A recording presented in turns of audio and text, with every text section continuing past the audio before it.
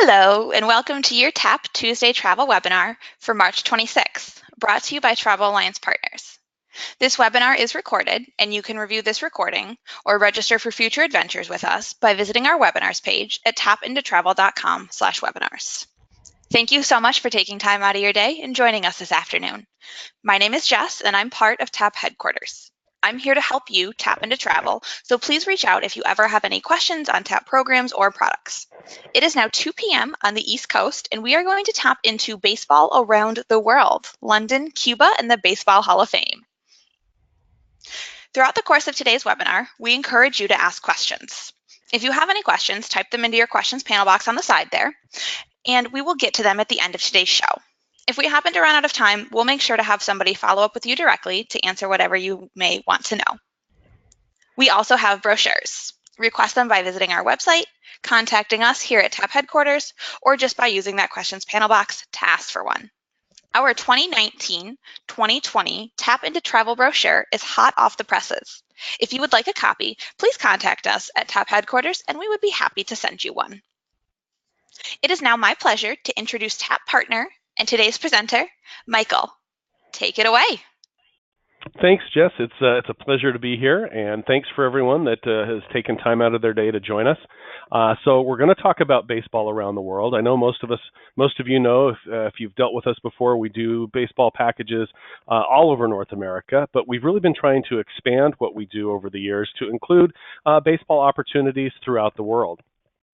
We are in our 23rd year of operation. We've been offering fan travel packages all over North America since that time. We're probably best known for our baseball road trips, our pro and college football gridiron getaways, especially our Hall of Fame travel packages, since we are the official licensed travel partner of the National Baseball Hall of Fame and Museum in Cooperstown, New York.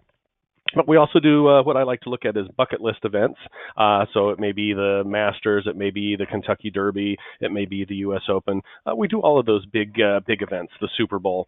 But what we're going to talk about today are some of the packages that we've done or are doing this year. And I added the cultural highlights of Japan with baseball and sumo for one important reason. That's because it was really a great trip. It just concluded. This was March 9th through March 22nd. And we had a great turnout. We were able to see 6 different major league games. We were able to see, or I should say, 6 different baseball games. 2 of the Nippon League spring training games, 2 Nippon League exhibition games against 2 different major league teams. The Seattle Mariners played the Yomiuri Giants, and the Oakland A's played the Nippon Ham Fighters. Then the last 2 games that we saw were the first 2 regular season baseball games of this season between the Seattle Mariners and the Oakland A's. And if you're baseball fans, what everyone that attended this trip got to see was the last game by probably one of the greatest Japanese baseball players ever and future Hall of Famer, Ichiro Suzuki. And he actually announced his retirement at the end of that last game, and was able to get a wonderful standing ovation from the crowd there at the Tokyo Dome. But let's move on to our baseball in London package. So late last year, Major League Baseball announced that they were going to start having regular games in London. So each year they will play at least 2 games in London. And this year they're doing probably what's the biggest rivalry in baseball, Red Sox and Yankees. So we have a great 5-day, 4-night package staying at the Doubletree, London Westminster with daily breakfast, 3-day London pass with Oyster travel card, welcome dinner reception, scenic Thames River cruise, round-trip transportation for both games on the 29th and 30th. In addition to our tour host, there's also going to be a local guide with a hospitality desk each day. So if you have questions for the leisure time that you have to explore London on your own, you'll have all of those questions answered. Let's go into a little bit of detail for the trip, though. So first day, June 27th, just meet at the hotel by 3 p.m. That evening, there'll be an evening dinner reception, and then get a little bit of time in the evening at leisure. Because London is fairly far north compared to most of the cities in the U.S., it does stay light at that time of year, probably until about 10 o'clock. So it gives you a lot more time to do some sightseeing. And then, of course, London is really beautiful at night, especially many of the buildings along the Thames are illuminated at night. It gives you some great photo opportunities. On June 28th, you've got the day at leisure. This is where you'll really want to start using your 3-day London Pass. The London Pass is prepaid admission to over 80 different sites and attractions in the Greater London area. Many of them include a fast pass type admission so that you don't have to wait in line. You just go right to the front of the line and you go in. The London Pass also comes with a 3-day Oyster travel card. So this will give you unlimited travel on any of the London tube subways or tube buses and London surface trains. Then later that evening, there's a Thames summer boat party, complete with a baseball personality or two. On our next 2 days, you've got, again, the day at leisure on the 29th, so another great day to use your London Pass. And then that evening is the first of 2 games between the Yankees and Red Sox at London Stadium. Tickets, of course, are included, and so are round-trip event transfers. On June 30th, Monday morning and early afternoon is at leisure, and then we have an afternoon game again against the Yankees and the Red Sox. So just to kind of recap, 5 days, 4 nights, daily breakfast included at the hotel. 3-day London Pass with Oyster travel card gives you prepaid admission to pretty much most of the sites and attractions that you'd want to see in the London area. This is a hosted trip. We do have our pricing there, $23.95 per person based on double occupancy. And I know a lot of people that are doing this want pre or post nights, so we do have a number of pre or post nights available, and you can see the pricing there. A lot of interest on this trip. It's more than half full, and we expect to sell it out, but there is still space available. Then our next baseball around the world trip is our Cuban baseball experience. This is November 4th through 10th of this year. We did this trip previously in November of 2016. It was very popular, and so we're doing it again this year.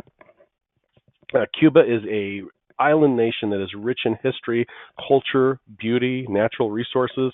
Its varied geography includes rolling farmland, rugged mountains, urban metropolises, quaint colonial villages, and stretches of alabaster sand that really sandy beaches that melt into the sea. Cuba has become a wonderful nation, though, for baseball. The sport landed in Cuba in the 1860s with citizens returning from travels abroad in the United States, and also from American sailors that had spent time in Cuban ports. And shortly after that, it really took the island nation by storm, and it's fully rooted itself in Cuban culture. The very first Cuban league was founded in 1878, and in 1899, a group of professional players from Cuba called the All Cubans toured Latin America and the United States. So our package includes airfare from Miami, includes 6 breakfasts, 3 dinners, and 5 lunches, so it includes most meals.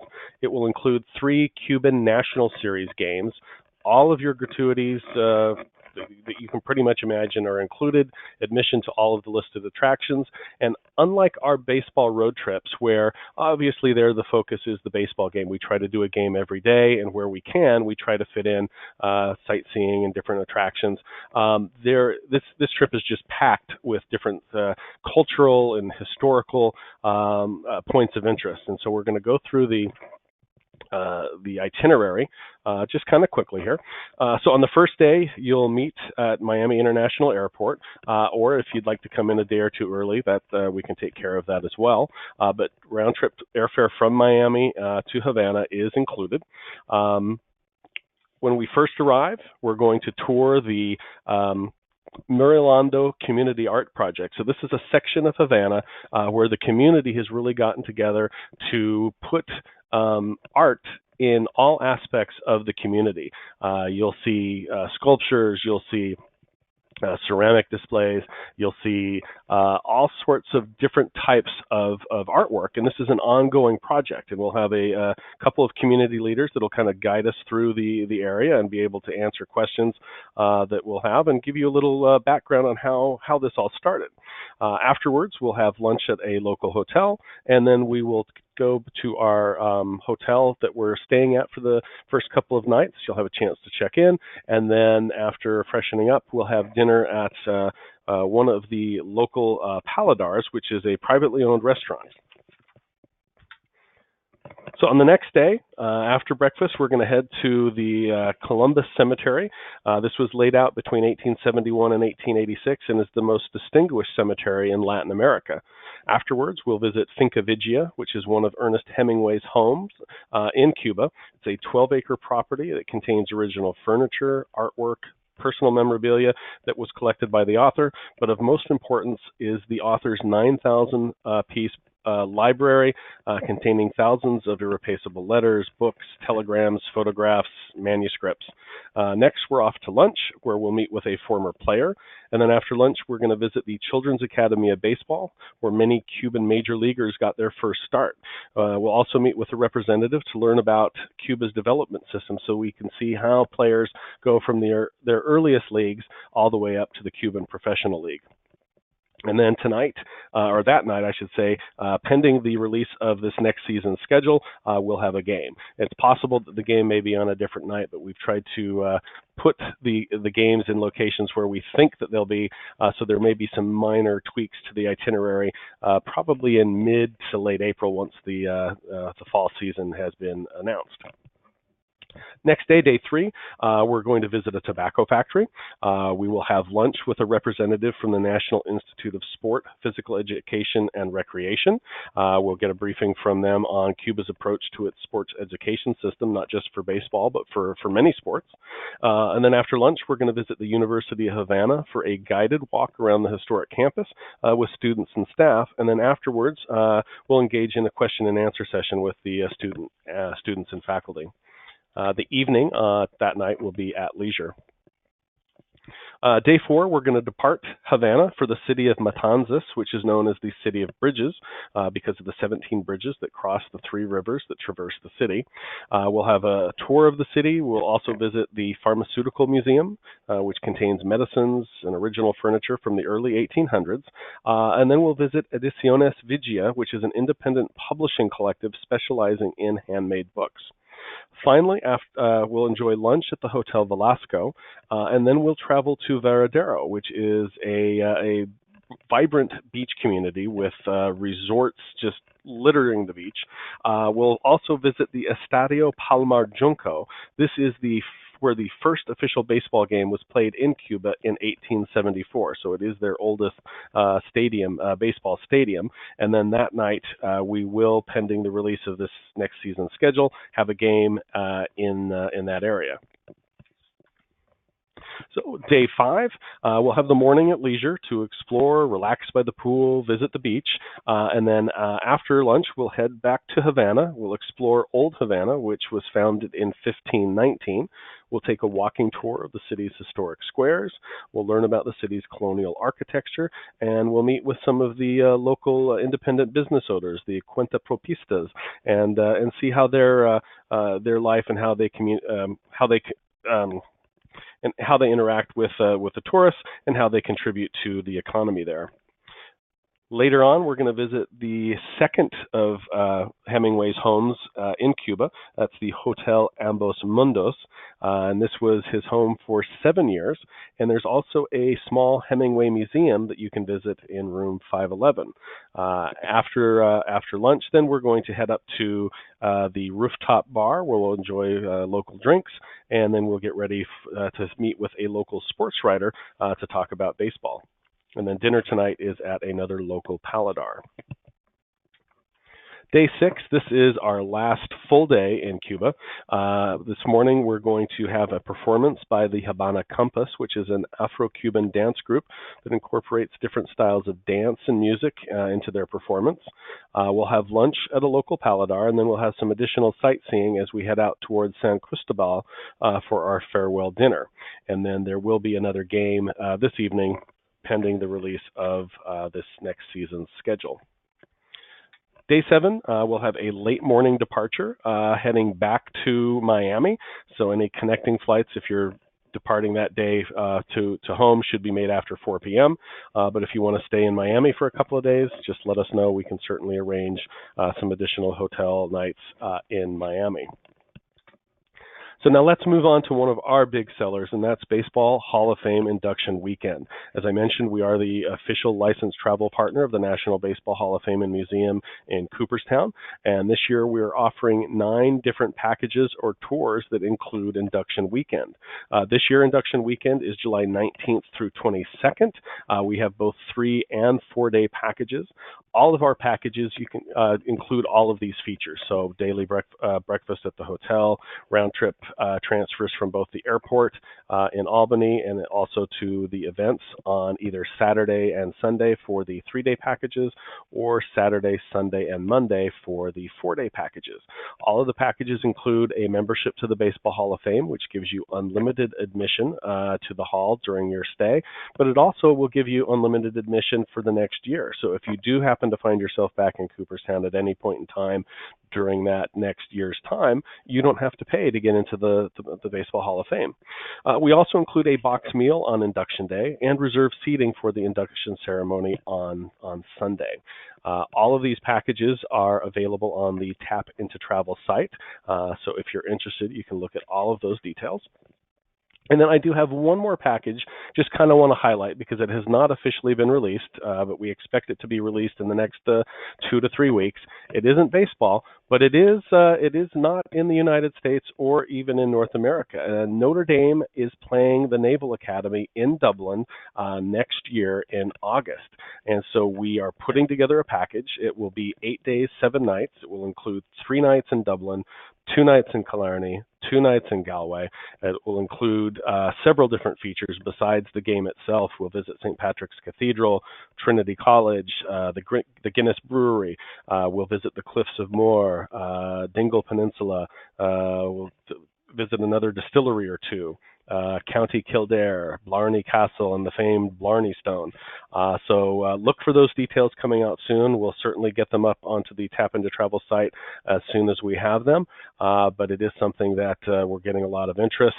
And as soon as we have those details, we'll get that out and expect maybe sometime in the fall or late summer or fall. That will be probably our next topic for our Tap Into Travel Tuesday webinar here. So Jess, I want to turn the time back over to you, and hopefully we've got a few questions that have come in. Yes, thank you, Michael. That was wonderful. Thank you. And how fun to go see a baseball game in London. How unusual. Absolutely. I think it's one of the things that's really driving a lot of the interest, that and, of course, the fact that it is Yankees Red Sox. Yes, they do know how to catch your attention for sure. So we have some questions about marketing materials for these tours. Are you able to send anything out to people? Yes. So with the exception of the Notre Dame Navy package, we do currently have marketing materials that I can customize for your particular agency or office. So just get those details to me, and I can put your agency name and contact number in place of ours and send that out to you. And once we do have the package finalized for Notre Dame Navy in 2020, then we'll have a flyer that we can do the same to as well. Fantastic. And are these scheduled departures or guaranteed departures? So they are scheduled departures. Okay, fantastic. And do you guys do custom tours in collaboration with the Hall of Fame in Cooperstown? So yeah, we do have the ability to do custom tours either for that particular event in July or at any time during the year. Okay, fantastic. We seem to have a good amount of interest in the Hall of Fame, and as an upstate native, it really is a fantastic place to go. Cooperstown is a great little town to visit, as I'm sure you can attest to, Michael.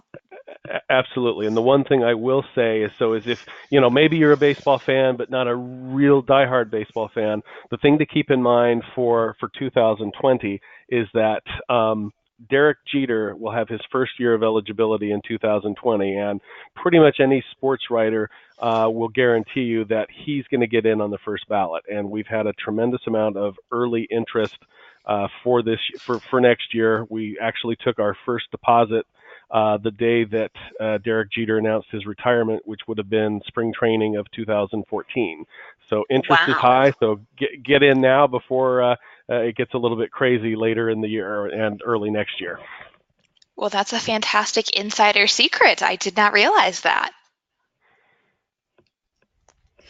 Would you say that what age ranges would you suggest for these tours, particularly the Cooperstown one? I would say Cooperstown, much younger than 7 or 8. You may have a good job on your hands trying to keep a child interested, but unless they're already a huge baseball fan at that point. But pretty much above that, we get all ages on these trips, even as old as 85, 86, 87.